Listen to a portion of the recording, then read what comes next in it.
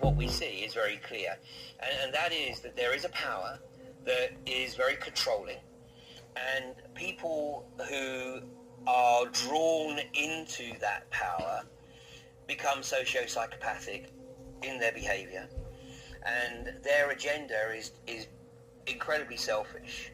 And the things that psychopaths don't possess, that normal human beings do, empathy and creativity.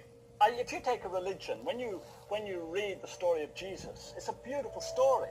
You read some of the stories in the Bible, they're beautiful stories. The story of Muhammad, are beautiful stories. They start off as spiritual directions, as a good moral codes, but what happens is they grow into monsters. It's the same with businesses. You know, when these businesses start out, they start out as ethical, good intentions, but they turn into monsters. And one of the problems is that 5% of humanity have got a psychopathic brain set. They can't help it, that's the way they're wired up.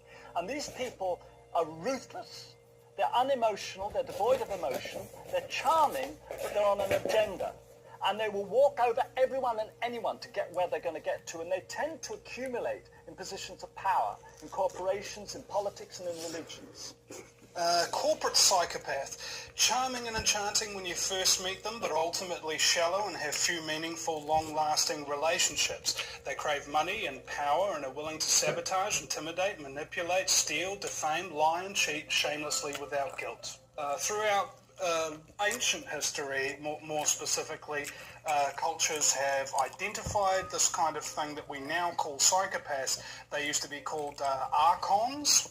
The Native Americans called them serpent spirits, and they were capable of taking possession of people's bodies and minds. And what's so funny is that the modern definition of psychopathy and all the desires and the things that they actually want from people is exactly, almost identical to what the ancient cultures described as either demons or dark gods or something of that nature.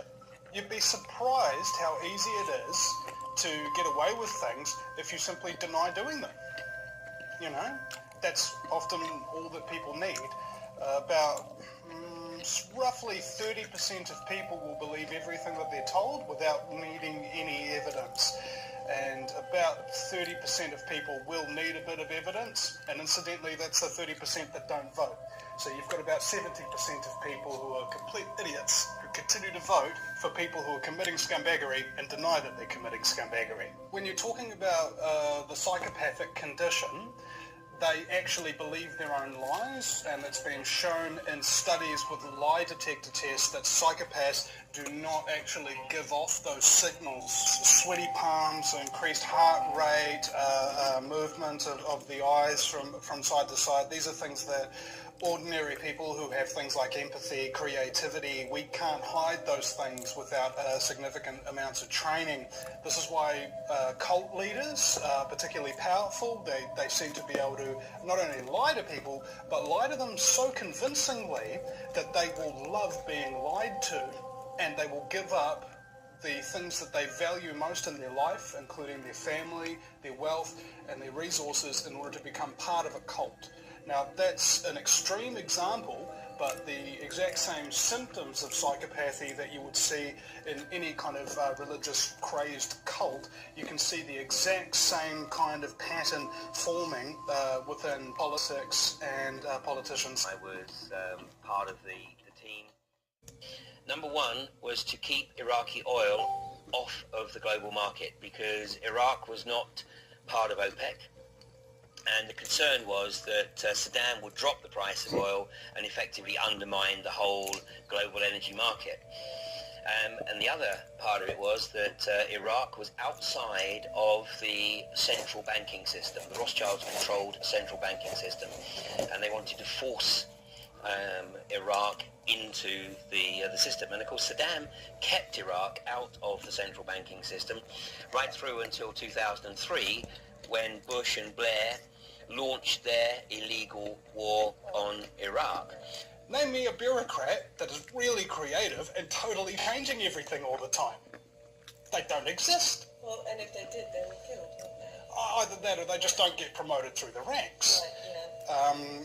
One of the things throughout history that you see that has been akin to the rule of psychopaths, whether that be crazy Roman emperors or domineering royalties and things of that nature, which have gone nuts all throughout history. History is just a long list of psychos getting control of massive empires and then imposing hierarchical structures so that everybody has to follow all these stupid rules the whole way down, and so that nobody even questions the rules that they have to follow, and they go out and follow the orders of a psychopath who didn't even come up with the orders himself because he's not that creative, And people wonder why the world is crazy.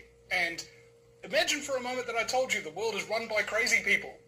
Does it suddenly make a lot of sense why the world seems so crazy? Yeah. What psychopaths are really, really good at, even on the understandings of modern psychology, is knowing exactly what you desire, exactly what you want. First meet you, and I'm going to tell you this, that, and the other. Everything's going to be so wonderful, and you're never going to have to worry about it. I'm going to make all your dreams come true. They gotcha. Those who believe themselves to be the rightful rulers of a planetary fiefdom, their definition of sustainability is sustaining